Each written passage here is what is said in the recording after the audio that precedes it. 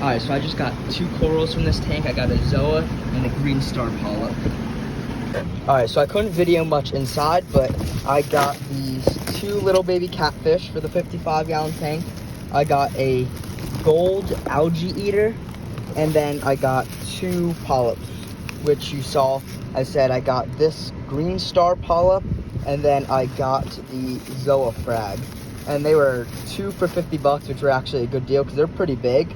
So I'm gonna go ahead, get them home and acclimate them. All right, I'm back home and you can see, here's the tank. It's looking a little rough. There's some algae, so that's why I got the sucker fish. I was gonna clean it in a little bit, but I decided to get this little sucker. I thought he'd like to eat all this algae.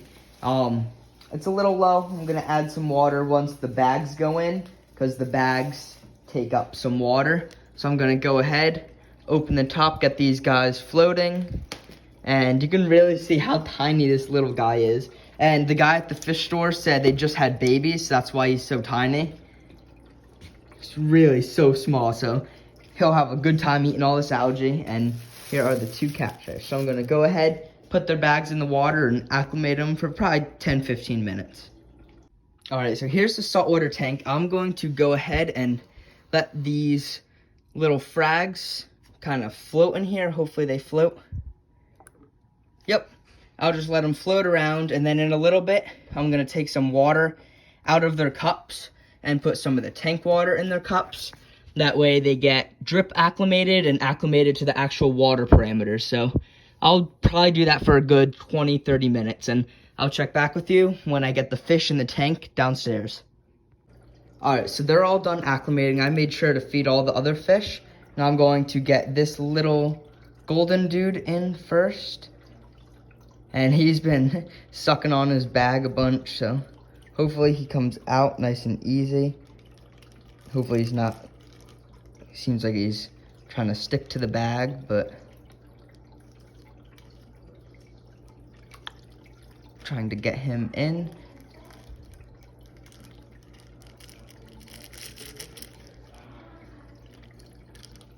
He's not going in very, so I'm gonna get him out with the net. He has water in here. He's just not coming out very easy. So I'm actually gonna get the other catfish in because they're more of free swimmers. And hopefully they will just go right in. And there's one, there's the other. There they go. They look super tiny in the tank, but they're catfish, so hopefully nothing will bother them. See, there's one, there's the other, swimming around, getting a feel for the tank. Seems like they're doing pretty good right now. There's one of them, and the other one is in the back. So I'm gonna let them swim around for a little bit, get a feel for the tank, and I'll go back up, like I said, get this guy in, and I'll go back up and hopefully put the corals in now. All right, so here's the little golden guy. I ripped the bag open a lot so he can go in, and there he goes. He looks even tinier in this tank. Hopefully he can just go suck on the grass and get all this algae off. You can see he's actually on the log right there. So that's good. There's a bunch of algae there. And the other little catfish. Oh, there's one of them. And the other one is on the other side of that rock. So you can see the gourami, he's actually already eating. I don't know if you just saw, but he's going up to the gourami, and the gourami's getting a little scared of him. But that's why I wanted him, because see all this food on the bottom? Nothing was eating them or eating any of that food. Here's the other one. So I wanted something to eat, the food falling on the ground, and these guys will be perfect in here, and they'll have a lot of room to grow. Along with that little sucker back there. He's cool because he's golden too, so it's not just like a gray or brown pleco. So, like I said, I'm gonna go up and get the corals in the tank. All right, so they've been acclimating for a while, and I've changed out their water. So they've been acclimated to both the water and the actual temperature. So I'm going to first go ahead with this Zoa or zoanthid coral, and I made sure to wash my hands and everything. So everything, my whole hands and my arm is sterilized to go in the water. And this Zoa coral, I'm gonna put it on the sand bed first because that's what I read is better. Just to put it out there and have it kind of get a feel for the tank. I'll probably put it back here because I know they don't need like a whole lot of flow.